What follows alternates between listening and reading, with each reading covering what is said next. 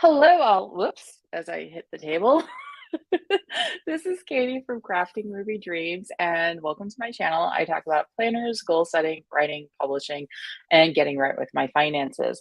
I apologize for being a little bit late. My printer decided to run out of ink as I was in the middle of printing the pages I need for tonight's live stream. So I am using the HB90 annual goals planner for 2023. That's where I'm going to be doing a lot of the decision making work for figuring out what projects and other things I'll be working on during 2023.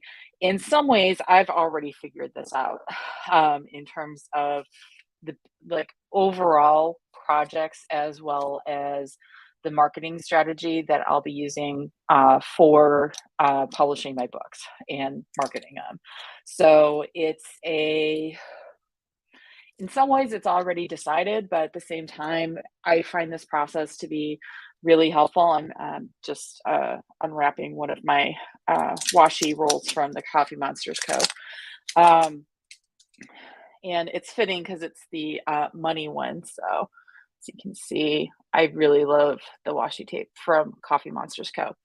Anyway, like I said, in some ways with publishing, if you're not already familiar with publishing, traditional publishing, which means that you are generally published by an established publisher, whether it's a small press, micro press, digital press are one of the big five presses publishers.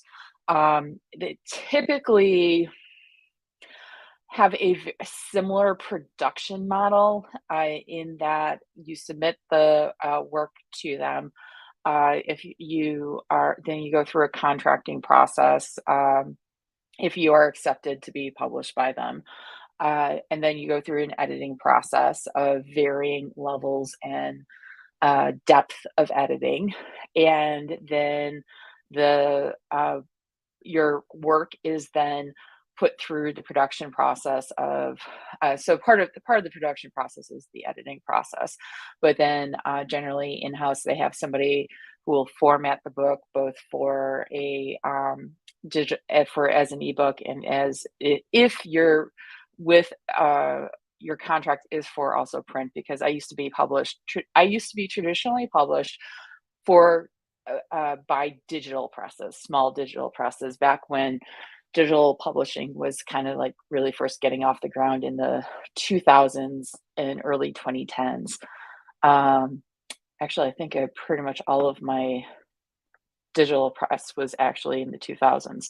Anyway, and then, so you send it off to the formatter. If it's going to print, then it has to be printed, even though these days, print on demand is a very big thing, even with big five publishing. There's a reasonably decent chunk of big five published books, which when they are printed by print on demand.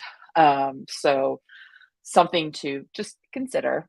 There's very little difference in quality, but it sometimes can cause a different feel depending on the machine that it's printed on. So, and then, so yeah, so after it's printed, then it has to be sent out to whoever has chosen to distribute it. So there's a long lead time involved that can take anywhere, especially if it's print and not a digital first slash only line of publication, because there are a number of traditional presses that do have digital first slash only imprints. So especially if it includes print or is primarily print. So like a lot of the books that you typically see on the New York Times bestseller list, I would say anywhere between 12 months to 24 months from the time that your book is accepted for publication, not from the time, because it can take 2 years from the time you submit your book to the time it's accepted for publication. So that can make the process even longer, when it can take up to 2 years from the time it's accepted for publication to the time it's actually published. So there's a very long lead time involved with traditional publishing. With indie publishing, the lead time is a lot less because you may choose not to go through a lot of the production processes. And you can generally, as a one person operation, go a lot faster. But if you are choosing to contract out with editors, you often need to book ahead of time the editor that you would like to work with. So that means writing your book ahead of time. I am choosing not to start with working with outside contracted editors for my first 3 books at least. I have worked with contracted editors before with self publishing and thought that they were extremely useful for the stage that I was at as a writer. And also just my confidence in putting out a good product. It's expensive though. It's very, very expensive, and I just don't currently have the budget for that, and that's a business choice that I'm making. And so there are lots of very, very good reasons to work with contracted editors, and there's lots of very good business reasons to choose to sidestep that particular process. And if you are indie publishing, you may decide that you don't work with contracted editors on certain projects, but you do work with them on other projects. So again, those are business decisions that you need to take into account. Because even with indie publishing, there's a bit of a lead time involved.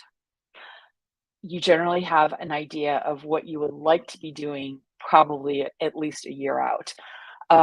I have an idea of what I would like to be doing almost 4 years out, but whether or not what am doing in year 2 and year 3 is going to be dependent upon what I do in year 1. So like I said, I have a very clear idea of what I want to do, but as time rolls on, I may have to push certain projects into future quarters just because I just couldn't get them done in the quarter I had intended to do them. So I'm at least hoping for the first year, everything that I have so far set out as potential dates, I hope I can make all of those times. So that's why I actually have a fairly clear idea as to what I want my 2023 to look like in terms of goals and projects and all of that stuff. The other thing that has significantly helped was during this year, 2022, I paid very close attention to what my process has been, both drafting as well as editing. And I will say my editing process, because of the leaps forward I made with my drafting process, my editing process has been very different than it was in the past. And that was one of the things I was looking forward to figuring out, was because of the changes to my drafting process, how would those changes affect my editing process. So I actually just heard back a couple hours ago from the person who was doing what's called an alpha read of my book. So basically, what that person typically either will read as you are writing the book. So some people will send books by scene or by chapter to alpha readers, and the alpha readers will send it back comments in that particular case as they read it. So they may just the writer may send a chapter a night, the alpha reader reads it and sends back their notes immediately. I personally am still not comfortable with that level of input as I am drafting, because I tend to prefer, I've always preferred sending off a completed manuscript to people, because it's just me personally. Everybody's going to have their own feelings, and if sending off chapter by chapter actually works for you, I take that back. I have done that in the past. I have never actually completed that particular book. And that was something a project I was doing in grad school, so close to 20 years ago. And that is the only time that I can think of that I did that type of feedback loop with potential readers. So what I did with this particular project is that pretty much as soon as I finished the initial draft, I had already lined up my alpha reader. And so it is somebody who I absolutely trust and to be honest with me and like and very completely honest. Like if there was stuff wrong, I knew I could trust her to actually to point that out to me and not hold back the stuff. Oh, hey Lima, I just got here. Are you going over your drafting process? I haven't done that in detail. I will talk about that probably. We'll see if I get to it tonight. So, but I will, if I don't get to it tonight, I will mark that down as a live stream to do probably within the next couple of weeks. So thank you for that. So what I did with my alpha reader is as soon as I finished the draft, I made a PDF of it and sent it off to her. So it was like, I don't think I did, other than the editing that I did as part of the drafting process, which was relatively light editing. So other than what I did, because what, just very briefly, in answer to Helena's question, very, very briefly, I would do some chapter prep for each chapter. I would write the chapter, and then the next day I would do light editing of the chapter I just written, and then do the chapter prep for the next chapter. So that is a very brief overview of the process. So other than those points of light editing, I hadn't edited anything in this book before I sent it off to my alpha editor. So sent it off to her. Then I went off to the conference where I got COVID, dealt with COVID. So when I was starting to feel better from COVID, I did a read through of the book for building the story Bible. I did some editing in there, but it was mostly just trying to get down the facts and details of the story. Generally, I think most people like to do story Bibles from completed published works so that if something changes during the editing process, they then don't have to change the things in the story Bible. But that's just where I was at energy wise with having COVID, and I was feeling fairly confident that I wouldn't significantly change stuff. And I also thought the story Bible, having that would help me with how I was envisioning doing editing and figuring out continuity. Because I caught errors. Like I would like name characters one name at the beginning of the book, and then like halfway through the book, would have given them a completely different name. That happened multiple times because that's how I roll. That is something I know I do. So it's when doing stuff like editing, that's also something that I know I have to watch out for. So so that's one of the reasons why I chose to do the story Bible earlier in the process than people typically do that. So I did that, and then again, once I really started feeling better, then I did a full read through of the book. And what I did is I sent it, where is it? Right here. Sent it to my Kindle. I created an ebook. I have Vellum, which is a formatting software for Mac, which I think I've talked about recently. And so I just popped it in, just did a very basic, I didn't go through and play with all the various fun features of Vellum. I just said, please spit out an ebook for a Kindle so I can send this over to my Kindle. And so I did that. So I just read through on the Kindle, made notes as I was reading every chapter of, okay, so I need to do this. I need to do this. There was a significant continuity issue that I caught that had to be corrected throughout a number of chapters. So I just made notes, and so created basically a checklist for myself. So that's what I was working through last week, and responding to that checklist, which I called my revision letter to myself, as well as just anything else that caught my eye in that read through. which honestly was a number of typos. And so it's like, for the amount of times that I had read through that book, like between reading for the story Bible, doing the full read through, and and at least one other read through, it was just like, oh yeah, so that's the totally wrong word. That is a word, that is a correct word, just not the right word for that particular point in the story. Um, so again, things that did not get caught by the homegrown grammar and spelling check in the program that I use. So I finished that last week, Sunday. Sunday, I finished that inputting and doing all this correction, that edit phase on Sunday. So what I did yesterday is I had bought in November the lifetime premium license for Pro Writing Aid, which I know I've talked about before. So I put the novel into Pro Writing Aid for it to do its check.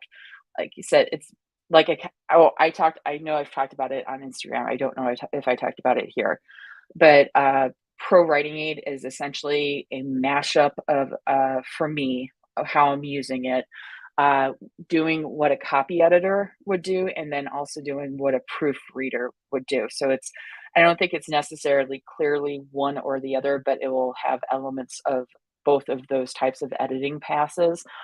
It's basically artificial intelligence. It's similar to Grammarly, if you're at all familiar with Grammarly. The reason why I chose to go with Pro Writing Aid is hearing from friends that Pro Writing Aid is a bit better oriented toward critiquing creative works like novels. And in fact, you can identify not only that it is a creative work, so essentially fiction, but you can also identify it in one of a number of genres that they offer for additional, or if you're writing romance, we will take that into account when we are doing this evaluation, as opposed to if you were writing space opera. And so that kind of thing. So I've run that report, and once I'm back in Chicago, then I will start working through that report chapter by chapter and seeing if I need to make any changes and everything. And luckily, my alpha reader got back to me today, as I mentioned, and she had very minimal things that I need to consider possibly correcting. And I basically just sent it to, like I said, I sent it to her as a PDF, and I asked her 4 basic questions. Let me go in and pull this up so I remember exactly what I was saying. So I asked her, 1, what do you like? 2, what don't you like? 3, where do you think things are too slow? And 4, where do you think things are too fast? I just basically kept it as simple as possible. And she sent back notes primarily of stuff that she liked. So yay. And then this one comment of something that she didn't like. My friend is a very heavy romance reader. She is somebody who does judging of published works. And like I said, she is somebody who I absolutely trust to be completely and totally honest with me and tell me the not great news if there is not great news. So yeah, so I'm very, very happy about that. And so I got into like saying, because today's HB90 is figuring out your time. And it's kind of interesting in that I have to figure out, do I actually have time for all this? But at the same time, my mind is very much like, this is what I've decided on doing. So therefore, I will do it. Again, there are some people who are motivated by doing stuff and find energy by doing stuff. I am not somebody who gets energy just from doing things. However, I have a very clear idea and vision, like I think I was talking about yesterday, about where I see myself going with this. And because I am so motivated by that particular vision, I will get that stuff done in order to make that happen, or at least set myself up for the strong possibility of it happening. So I think it goes back to figuring out what motivates you, what gives you energy to get stuff done. And when there's stuff that you need to do, but you don't like doing it, since today's topic is time in HB90, what I would consider is if you do not already have somebody in place that you can delegate that work to, such as a personal assistant, virtual assistant, whatever. Um, I I do not have a personal assistant or virtual assistant. That being said, I will contract out specific projects, such as I will be contracting out the making of my covers. I will be contracting it. I just sent the money yesterday for somebody to write the blurb for the first book for me. Um, Basically, because I know I have not been great at writing blurbs. I also want to see how she does. And this is another author friend of mine who I personally know, have like gone up for drinks with.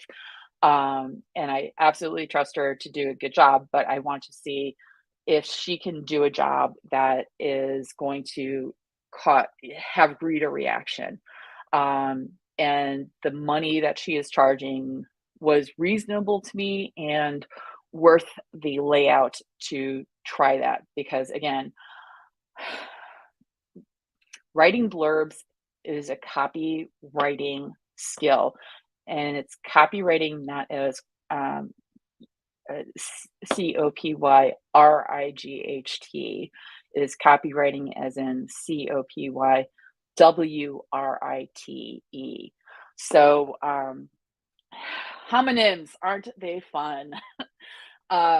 So copywriting as in writing, um, handwriting, those are definitely skills that I would like to build and learn more and all of that fun stuff. I have my eye on a very, very expensive course, that I hope that the deal that they did this year, they might consider doing again in a couple of years, because the deal on sale for 75% off was still $1,000 that I was just not in a place to do this year. And I wasn't in a place to put in the time investment of doing the work. So let alone the money investment. So when I am ready to level up that particular skill set, I hope they offer it again. But blurb writing is copywriting, and that's just a skill set that I know is not a strength of mine. It's not a complete weakness, but it's not a strength. So frankly, same with cover design. And so this is where time wise, you have to take into account, are you going to be spending the time doing it yourself? Or is it worth your time and money to contract out to somebody else? If it's worth your time and money to contract out, it will cut down on the time that you need to spend doing it, but it does not completely make it time free.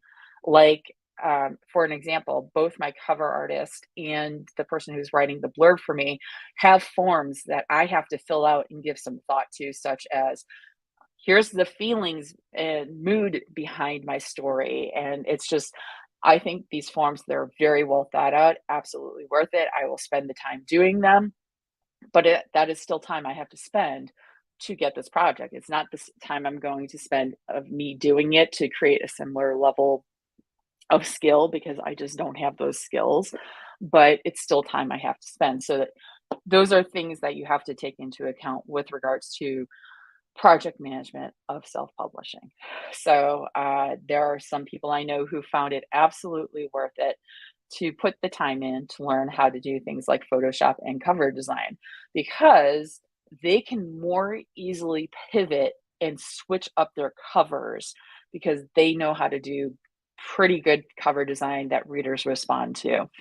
And I would like to again do that one day, because I have one friend, she can change up her cover anytime she wants to. So if she changes up her cover 10 times a year, the amount of because of how much time she has already invested in creating covers, it doesn't take her that much time for her to do that, because she's just built up that skill level. So that 10,000 hours.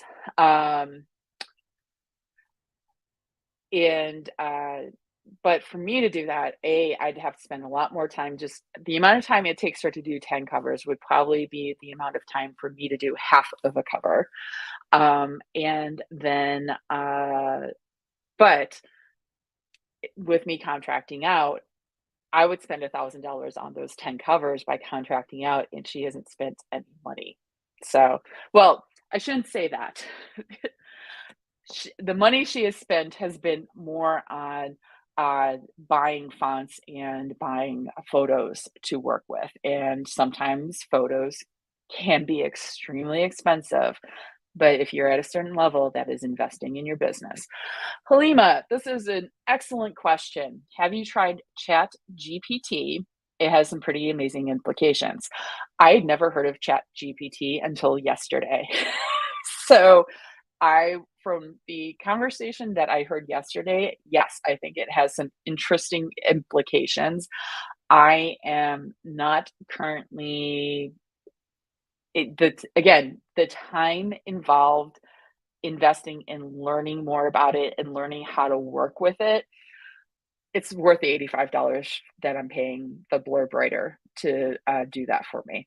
So I will say that, just because, as my one friend says, it's going to cost you time or money or both. And right now, I'm committed to things costing me time, except for the stuff where I know I can make the money fit into my budget and are worth saving. So, yes, I would absolutely say for anyone considering self-publishing that you might pay attention to. I'm going to put this back up so you can see how it's spelled, Chat GPT, because the conversation I was involved in yesterday, it was one of the clubhouse rooms that I'm in. So if you're in the US and you are up early, 8 a.m. Eastern, 5 a.m. Pacific, which I know is really freaking early for people on the West Coast, there is a room called the Authors Conference Coffee Chat, and that is Monday through Friday. So that came up in that particular room yesterday, and almost like the entire hour was spent discussing it. So yeah, so kind of interesting. And one of the discussion points was about having it craft a blurb for you. So I will say, from what I heard, the back and forth aspect is actually, I think, kind of similar to the questionnaire my blurb writer is asking me. So some interesting stuff. So, all right. Let's get on to doing HB90. So the lovely little tools that I'm working with today, I have this set of Statler 5-liners because I like color. And I'm using that, and this thing that I've been waiting around. This is a Chrissy Ann Designs 6-inch ruler. So like that. And then I have pages printed out from HB90. So I'm going to be specifically working with this, figuring out the task blocks page, and I have multiple pages in case I kind of screw up anything, and also because apparently my printer decided to print out 3 pages, not the one I asked for. Then the other page that I have is this overview of the quarter, so I can block out any days and times, and it's also to help you work through how much time, how many task blocks per week you actually have. And I have a second copy of that, again, if I screw anything up. Then there's a similar page that is just to give you a look, like a month view. So as you can see, with January, you've got the 30 and 31. So whereas this one, the difference between the two, and it took me a moment to remember what the difference was. This one on, is it left? Okay, so I hate this mirror. Like, I can never remember left versus right in the first place. So the one on the left is just straight up by week for the quarter, whereas this one's more of a month view. And then the last page I have are these repetitive tasks. Just as a reminder, I'm probably just going to look at ones I did for 2022 and copy them. So I also, all right, figure out the blocks.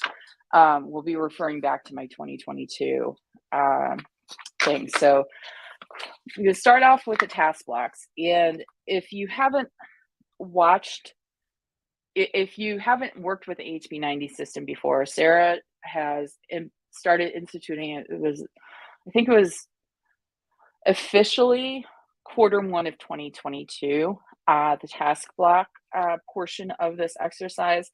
And it's basically 30-minute blocks where you figure out how many of these 30-minute blocks you have available to you in the course of a week, just your ideal week. So this is where,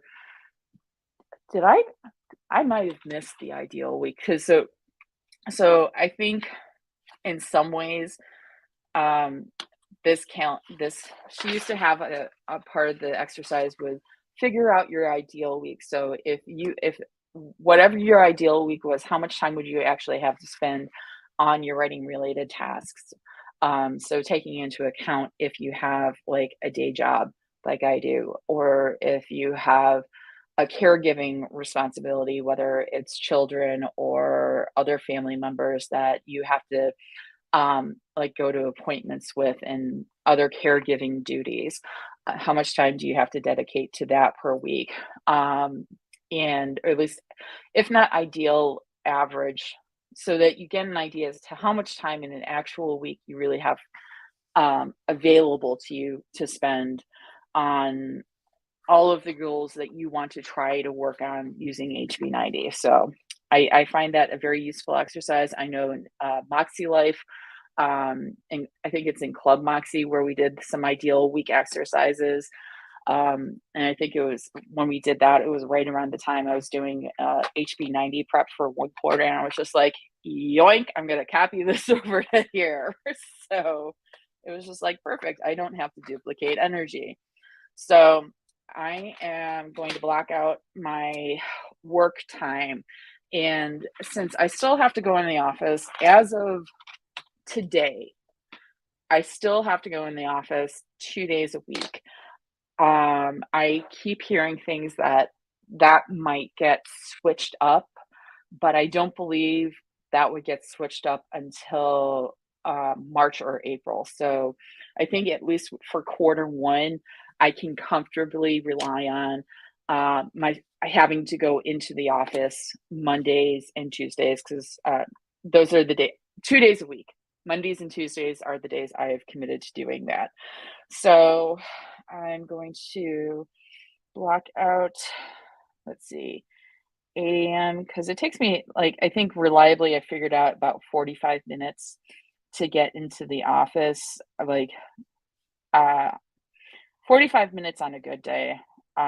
There's been times where it's taken me over an hour, but that usually included weather and other not fun stuff.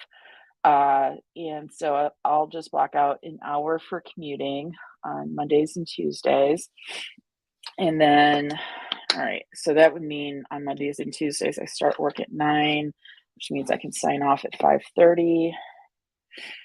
So I'll show you this when I'm done, but I'm like kind of talking through the process partially so I don't forget, because I can get distracted like nobody's business. And so we've got that locked out. And then on Wednesdays through Fridays, lately I've been signing in earlier than usual, because I've got for my job, I have some flexibility between on when I can sign in. So that's pretty nice. But I'll put as my ideal schedule signing in at 8:30 for an easy sign out at 5 p.m. Yeah, that's close enough. All right.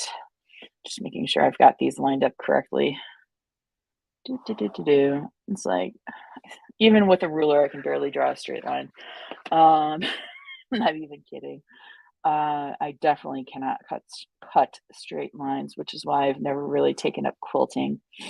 I literally have like used perfect guides that everybody's like, use this. I'm like, I have, and I still can't cut the straight line. And they're just like, what? I don't understand this. I'm like, it's me. person who's perpetually half step out of practice. So I'm just gonna go ahead and do work in very bold letters. And then I have to draw in again the evening commute home on Mondays and Tuesdays. And this will quickly show you why I have my eye on early retirement. At the very least, I hope that they loosen up our telework and let us go down to 1 day a week in the office, because not only do I just generally hate the idea of commuting, thanks to living in Chicago, but it's just the time involved. Even when I lived close to work, I lived a 20-minute walk from work, so that was still almost an hour. Not quite, but it could be if I wasn't feeling well. So it's like, so this is what it currently looks like. It's hard to tell because it's like I'm not using like bold markers, but you can already see that between, there it is again. All right.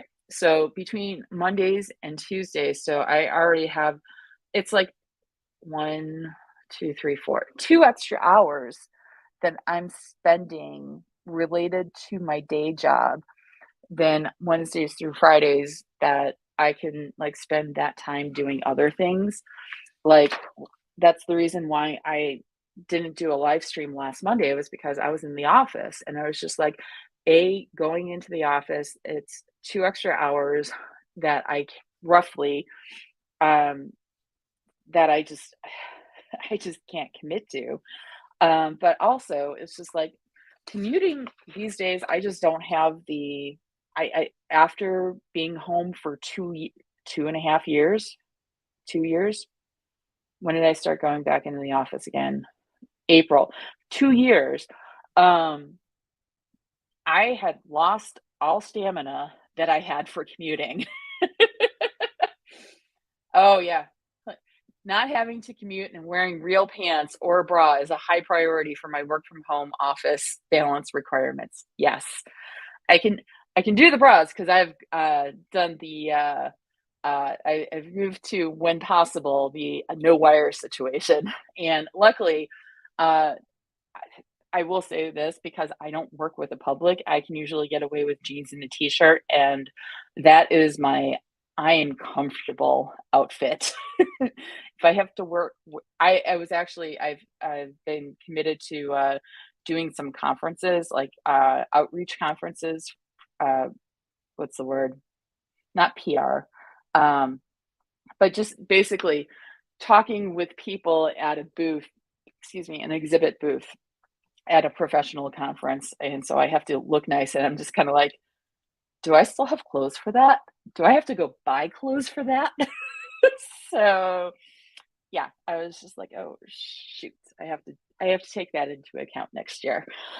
So yeah, that's where I'm at. But yes, so the days that I can work from home are a lot easier to work with because of, especially doing things like YouTube on those days, because not, I will still have the energy to be here. Like I'm already 40 minutes into this live stream and I worked all day, but I have the energy for it. Whereas if I was in the office, I would probably just about be getting off of work right now and then have to commute home, do dinner. Well, I'll do dinner later after this, but it's like I can tell you that I'd be exhausted. So I already know when, if I'm doing a live stream or anything like that, I'm probably going to be doing those on Wednesdays, Thursdays, and Fridays if I'm doing them on a weekday. Uh, but I will say, when I am drafting a project, I can more easily fit in drafting because I do that in 15-minute sprints. And I've during my I have done that during my commute. I'm usually on my phone with that, so I don't do as many words in a 15-minute sprint. So which is why I tend not to like it as much. But I can do that on my commutes. Or in This is the other thing. Um, So my morning and afternoon breaks are 20 minutes, which means that I can fit easily a 15-minute sprint into those breaks. And my lunch break is about half an hour. So I can, again, pretty easily fit a 15-minute sprint into that time period. So the drafting that I did for book one, a lot of those sprints were done on my work breaks. And so I really was here's the other thing. I can task switch easily. If you're somebody who cannot task switch easily, that's not going to be fun to do, and it may not be the best situation for you. So I will say that even though I'm going to put the times that I think I can like dedicate like full hours to, which would be good for like editing, because I prefer to spend more time editing like in one chunk. Like I like to spend like an hour and then try to like edit 1 to 2 chapters in an hour. Um or do things like the live stream. That's not going to be done in 15-minute sprints necessarily. Um, so those are things that I would fit into that outside of the office time. So there's going to be time that I, what's the word? I actually have available to me, but is not necessarily reflected on this ideal week, because like pulling out that time is kind of like, eh. But I will say, like when I'm in like drafting mode, and if that's the only thing I have on my plate, if I manage to do my 3 sprints that I consider like a day's work during all 3 breaks at work, then I've got free time to sit and watch TV, read a book, relax, refill the well, or make sure the well is got a steady level going on there. So those are kind of things to think about too. Though I will also do admin stuff that I don't like actually think about, which reminds me, I have I have a newsletter I have to write after this. I got to remember to do that. Should have gone on my list of everything I have to do this week. All right, so next part, I am going to block in some goal time. So I generally try to shoot for about 2 hours, maybe an hour and a half. Let's see, dinner. Yeah, let's do an hour and a half on Mondays and Tuesdays. Let's see, and then let's see, 5 to 6. Yeah. So so we'll do this from 6 to 8 in 2 hours, Wednesdays through Fridays. So 1, 2, 3, 4. All right.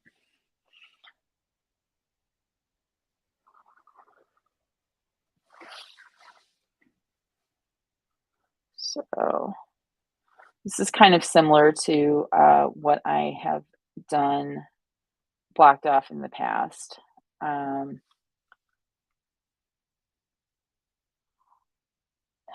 We'll say it's like I'm not as great. And then I'm also going to block off 3 hours on Saturdays and Sundays. And I'm just like randomly picking times because I'm very fluid on Saturdays and Sundays as to what I actually do. So 1, 2, see, 1, 2, 3, 4, 5, 6, since it's half-hour blocks.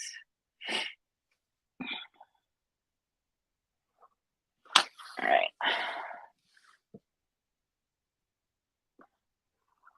I know some people who feel comfortable blocking out like everything they do because they're just very, very wedded to, oh, if it's this time, then that I spend that period of time working on this.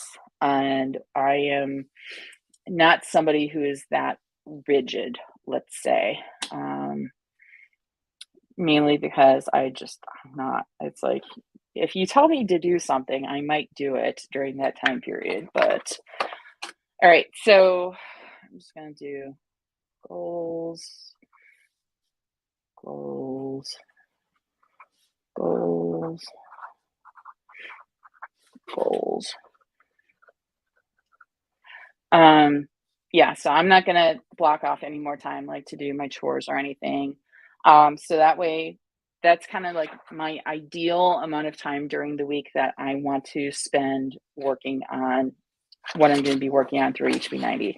So on Sundays, I'm gonna have 6. Saturdays, I'm gonna have 6. Fridays, I'm gonna have 4, 4, 4, 3, 3. And I think that's a fairly reasonable amount of time, but I will absolutely tell you, since I'm single, I don't have kids, I don't have a pet I have to take care of, I am just as likely to spend an entire night, like 5 hours working on a project on a weeknight because I'm like, that's what I feel like doing. Um, so I'm not wedded to this, but it's, again, it gives you a better idea as to this is the amount of time I like to commit to doing working on this stuff. I might spend more, I might spend less. It might all average out in the end. There's that too. So let me see. All right. That's 10. This is 6. This is 10. This is 10. So 30 task blocks. So that's 15 hours a week, which, you know what, since I have a full-time job, that's not an unreasonable amount of time to be spending. It's not a job and a half essentially, but it's not far from it. Um, so I'll commit to roughly about 30 task blocks a week, and I think that's what I've done in the past. I think I've maybe knocked down one quarter 20 to 25 task blocks a week. So now this is where we start playing with the next set of time. And keep in mind, I've been through this process a number of times, so I'm like kind of skipping over some of the explanation that Sarah goes into. So if you're not in the HB90 bootcamp, but this process really intrigues you, you can always just buy her planner, which has all of the explanation in there printed out. So I always say that you don't have to go through boot camp to use HB90. You can always just buy the planner. And some people find going through the boot camp helps make sense of the system where they kind of like mostly get it with the planner and working on their own. But going through the boot camp really helps like kind of make things gel for them. Where and other people just like the community and having access to the community. So what I'm going to do, and what I like to try to do is like maybe block off. Here's where you plan ideal week. What if you want to take the same day off every week? So if I want to take Fridays off, maybe that's what I just need to do. Maybe I should just take Mondays and Tuesdays off because I already know that I'm tired, except for the fact that I kind of already know that I'm going to squeeze time in there. So do I want to take Fridays off? I think with this coming year, I'm good with working every day, and doing stuff every day or mostly every day with this week. However, what I will absolutely do is block out at least 1 week of not doing anything. And it's not that I plan necessarily in committing to not doing anything that week as much as, whoops, meant to hit the mouse. I can't get this to, there we go. All right. So how this works. So I'm working on this one that gives you the overview of the quarter. And what I'm going to do is just kind of randomly, this is where if you like already have things like, oh, I know what I have to block off. I have to block off Go Wild. Let's just, we're going to do Go Wild. I will absolutely bet you that I will probably still do some work during that week. But I am like, Go Wild. Just give myself break time. So I already know that week I should not commit to doing anything. And then, let's see, I'm just gonna block off, at least one other week. Let's do, I'm gonna change the color since Go Wild is an actual event that I have committed to, as opposed to something I just wanna, like, block off the time for. Um, and the reason I do this, and Sarah talks about this too, is that, time off. If you have things like chronic conditions, is there like you routinely know that you have a certain amount of days that you need to take off per month. There are a lot of people with uteruses that they have very severe menstrual, premenstrual, postmenstrual symptoms that just make it impossible for them to really do anything. I'm obviously mostly lucky that I have not really had to deal with that for the most part, but that's something to consider if you have other conditions, chronic conditions that roughly in a certain span of time you're going to be out of commission X amount of days on average. So you kind of like take that into account and like start subtracting those days from the quarter. And Sarah talks about this in her videos that are available just on her Heart Breathings channel. So I am just blocking off one full week in addition to Go Wild. And then I'm also going to block off at least one Sunday a month. Let's see. So I'm just going to just block that off and block that off and block that off. And then it's usually around week 11 that Sarah hosts the boot camp. So I know that I'm probably going to be working on planning around week 11. So I'm just going to pick another color, just pick that up. All right, put that, and let's see. I'm just going to do HB90 boot camp. Block that off. Okay. So I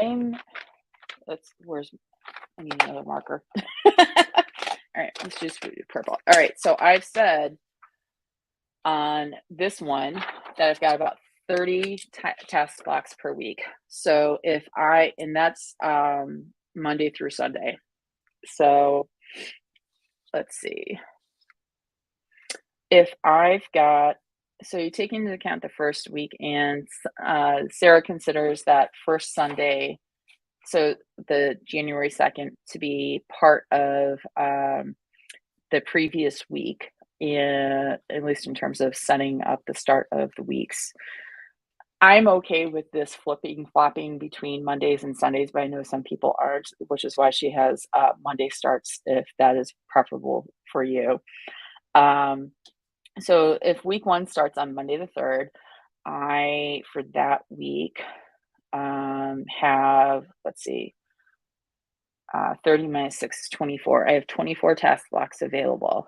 The following week, I have marked out Sunday. So that's, again, 24 task blocks available. The following week is a full week. So that's 30.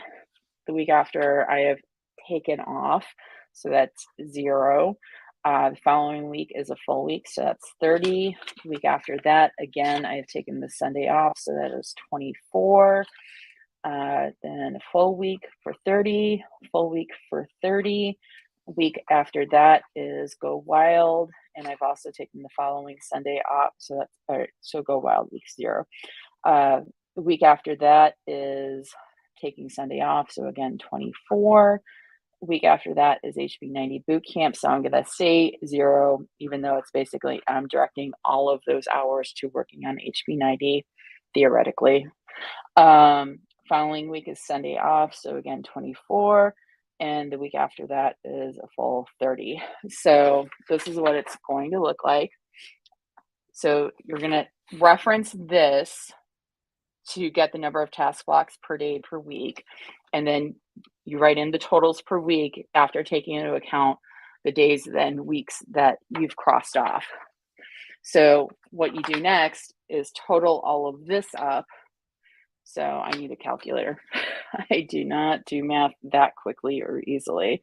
All right, so calculator, 0 out, 24 plus 24 plus 30 plus 30 plus 24 plus 30 plus 30 plus 24 plus 24 plus 30 equals 250 task blocks for the entire quarter. So let's see, try to remember if you have to do all your time estimation. I think when you're setting your goals, which is the next day, you start getting into estimating how much time projects and tasks are going to take you, which you have a better idea if you've gone through the system at least a couple of quarters. If it's your first time going through the system, you just do your absolute best to estimate. You might be wrong, but that's where you like track throughout the quarter to get a better idea. Like I now know that in addition to it roughly taking me actual drafting from starting with the start of chapter 1 to writing the end, I can draft a 65-ish thousand word or 65,000-ish, whatever, that many words novel. So that takes me about 10 weeks.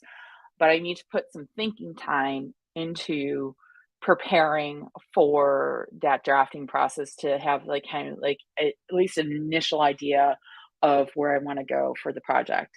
So let's tack on another 2 weeks. So about 12 weeks from working with the story conception to the end of the first draft is about 12 weeks. So almost an entire quarter.